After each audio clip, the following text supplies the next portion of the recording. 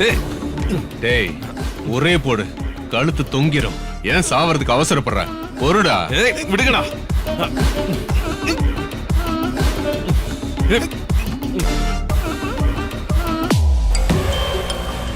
Video காலா?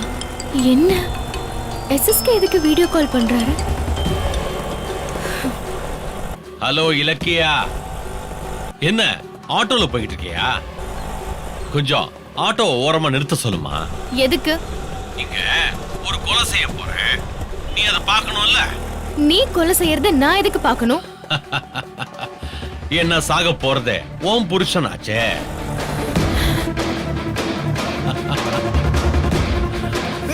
விடுங்கடா. கௌதம், கௌதம். இலக்கியா. அண்ணே, ஆட்டோவை நிறுத்துங்க. கௌதம், கௌதம், கௌதம். ஐயோ, கௌதம், அவரை விட்டுருங்க. விடுடா. கௌதம், விடுங்கடா. ஏன் இப்படி பண்றீங்க? கௌதம விட்டுருங்க. அவரை ஒண்ணும் பண்ணிடாதீங்க ப்ளீஸ். எப்படி நம்ம ஸ்கெட்ச்? உன் அருமை புருஷன் உன்னை நிரந்தரமா விட்டுட்டு போக போறான்.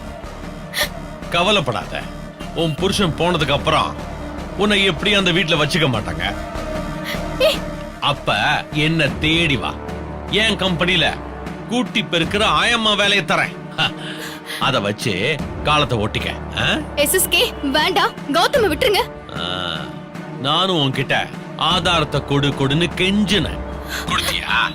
என் வாழ்க்கையை அழிக்க நினைக்கிறியே, இப்ப உன் வாழ்க்கையை நான் அழிக்கிறேன். ஏய் கபாலி சார், போடுறா அவனை.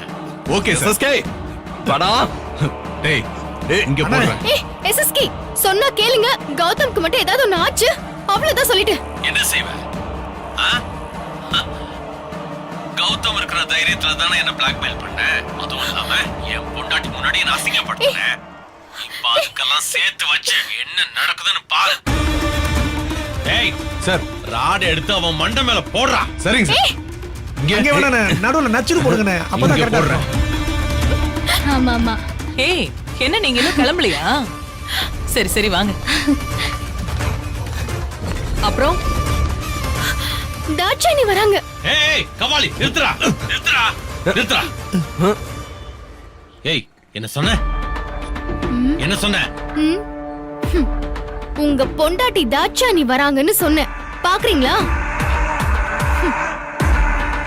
அதே டிசைன் என்கிட்ட இருக்கு. என் டைமண்ட் நெக்லஸ் பாத்துருக்கல? என்ன எஸ்எஸ்கே, ஷாக் ஆயிட்டீங்களா? நான் வேணா அவங்க கிட்ட போய் உங்களை பத்தி சொல்லட்டுமா? ஏய் இலக்கியா, வேணாம் வேணாம் வேணாம் வேணாம் ப்ளீஸ், வேணாம் வேணாம்.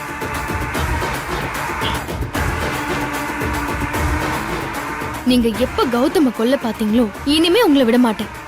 உங்க ரகசியத்தை இப்பவே உங்க வைஃப் கிட்ட ஓபன் பண்ணிடுறேன். இலக்கியா வேணாம் வேணாம் வேணாம் வேணாம் ப்ளீஸ் ப்ளீஸ். இல்ல இல்ல, நான் சொல்லிடுறேன். இருங்க.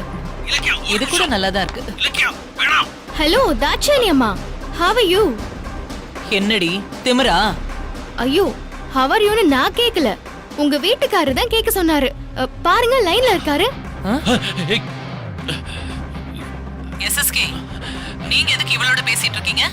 அது வந்து தாட்சாயினி, அது அட சொல்லுங்க எஸ்எஸ்கே, ஏன் தயங்குறீங்க? நான் வேணும்னா எல்லாத்தையும் சொல்லிடவா? இல்ல வேணாம் வேணாம் வேணாம். இவ்ளோ பயத்தோட இருக்கிறவரு எதுக்கு கௌதம கொல்ல பாக்குறீங்க? இப்ப நீங்க கௌதம ரிலீஸ் பண்றீங்களா, இல்ல உங்களை பத்தின விஷயத்தெல்லாம் நான் ரிலீஸ் பண்ணட்டுமா? ஏய்,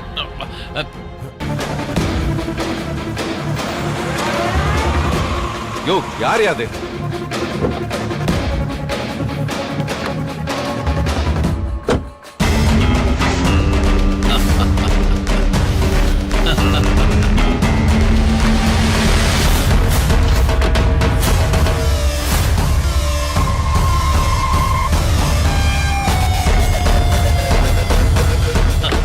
இனி உன்னால முன்னாலையும் போக முடியாது, பின்னாலையும் போக முடியாது. ஏய், என் அவசரம் தெரியாம பிரச்சனை பண்ணாத. மரியாதையா கார் எடு.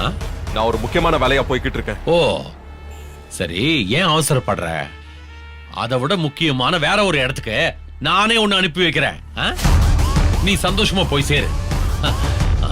Okay sir. ஏய்,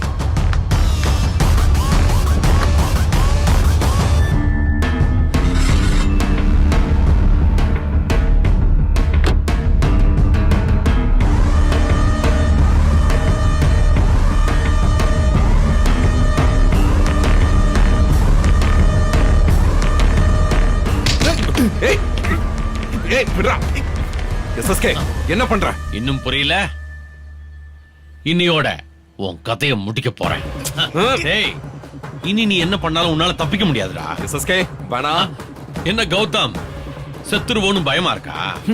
டேய், அன்னைக்கு தாட்சாயினி முன்னாடி என் மேல கார் மோதுற மாதிரி வந்து என்ன பயத்துல நடுங்க வச்சல. நீ எனக்கு மரண பயத்தை தான் காட்டின, நான் உனக்கு மரணத்தையே காட்டுறேன். வேணா SSK, நீ அன்னைக்கு என்ன இளநீ கடையில வச்சு கொல்ல பார்த்ததுக்கு தான் நான் உனக்கு பதில் அடி கொடுத்தேன். உண்மையிலே உன்னை கொல்லணும்னு நினைச்சிருந்தேன்னு வச்சுக்கோ, இந்நேரம் நீங்க முன்னாடி உயிரோட நின்னு பேசிக்கிட்டு இருக்க மாட்டேன். மரியாதையா சொல்றேன், பழிய விடு. சான்ஸே இல்லடா. உன்னை இதுக்கு மேல விட்டா நீ என்னோட பிசினஸையும் பர்சனல் லைஃபையும் டிஸ்டர்ப் பண்ணிட்டே தான் இருப்ப. உனக்கு முற்றுப்புள்ளி வைக்கணும்னு நான் முடிவே பண்ணிட்டேன். உன் பொண்டாட்டியும் ஒரு பெரிய மனுஷங்கிற மரியாதையே இல்லாம எனக்கு எதிராக ஒரு ஆதாரத்தை வச்சுக்கிட்டு என் கூட ரொம்ப தான் கண்ணாமூச்சி ஆடுறான். டேய், அவளுக்கு உன் உயிர் சேதாரம் ஆகிறத காட்டினாதான் அவளோட திமிரு அடங்கும். இன்னைக்கு உங்க 2 பேர் பிரச்சனைக்கும் நிரந்தரமா முடிவு கட்டுறேன். கடைசியா உன் பொண்டாட்டி ஒரே ஒரு முறை உன்னை உயிரோட பாத்துக்கிட்டோம். Salut à tous, bienvenue sur la chaîne YouTube. Aujourd'hui dans cette série, dans cette vidéo, nous allons critiquer une série en particulier. Il s'agit de la série Rebelle D, qui veut dire rebelle. C'est une série plus ou moins Netflix mexicaine qui explore de jeunes ados qui entrent dans une école de musique avec tous les défis qu'il y a, genre amour, amitié, et trahison et tout quoi. Donc la série commence avec un jeune garçon, Esteban Torres, qui est un pauvre mais talentueux. Donc vous voyez, lui son objectif c'est de retrouver sa mère quand il a intégré leur école ou bien leur académie de musique. Ce que je peux dire sur cette série, si je devais la noter personnellement, je lui donnerais une note de sur 5, je dirais 4. Parce que j'ai aimé l'intrigue et tout ça. Mais à partir de la saison 2, les bonnes choses ont commencé. Il y a eu un meurtre à la fin, chose que j'ai pas trop aimé. Et également, c'est une série similaire à Elite, si vous avez suivi. Donc, cette série, je vous recommande de la suivre. Je vous recommande de la suivre si vous avez de la musique. Elle explore bien le côté musical. Bien, parce que c'est des artistes talentueux, des jeunes, et ils explorent un peu de tout dans le lycée. Il y a des battles, il y a des clips en solo, vous voyez un peu. Donc ils explorent un peu de tout pour faire ressortir le talent des jeunes étudiants ou bien des jeunes lycéens. Donc c'est au niveau de la saison 2, ils les ont amené un nouveau directeur qui venait prendre des cachets à certains étudiants afin de booster leur productivité. Mais ces cachets sont dangereux pour la santé car il peut y avoir des dépendances et tout ça. C'était le cas de Andrea Agusti dans la série qui a été dépendante et a même fait une overdose. Donc cette série est une série jeunesse. C'est une série jeunesse qui explore. Et il y a aussi les gosses riches, les Colucci, et j'ai oublié Pellegrini. C'est pas, il y a un nom que j'oublie là. C'est pas le fils de comment ça s'appelle? La chef du gouvernement, ouais, le fils de la chef du gouvernement, donc la future présidente du Mexique et tout ça. Donc c'était les gosses riches, mais en général, eux tous sont talentueux dans la série. Donc si vous voulez explorer la série plus en profondeur, likez, abonnez-vous et retrouvez ça sur Netflix. Donc c'est ce que j'avais à dire sur la série. Si vous avez kiffé, on se retrouve une prochaine vidéo pour explorer une autre série.